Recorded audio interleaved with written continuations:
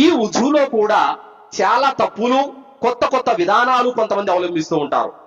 నేను చూసినటువంటి విషయాలు చెప్తున్నాను. కొంతమంది జ్ఞానం లేనటువంటి ముస్లింలు ఉజు దగ్గర కుళాయి దగ్గర కూర్చున్నప్పుడు చేతులు ఎత్తి యా అల్లా యా రసూలుల్లా అని చెప్పి స్టార్ట్ చేస్తారు.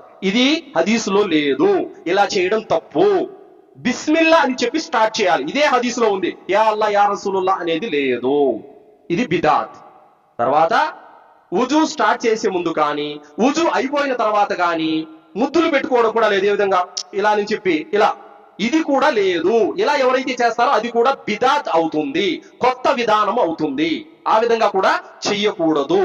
దాని తర్వాత తల మసాజ్ చేసినప్పుడు కూడా చాలా మంది తప్పులు చేస్తూ ఉంటారు. అదేమిటంటే తల మసాలో ఇలా వెనక్కి వెళ్ళి మళ్ళీ ముందుకు వచ్చి వదిలిపెట్టేది, ఇది మాత్రమే తల మసా.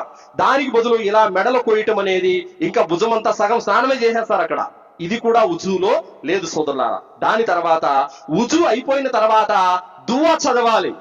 దువా చదివే బదులు ఆకాశం వైపున కేవలం చూపిస్తారు, ఇది కూడా లేదు. కావున ఉజు విధానాన్ని హదీసు వెలుగులో చూడండి.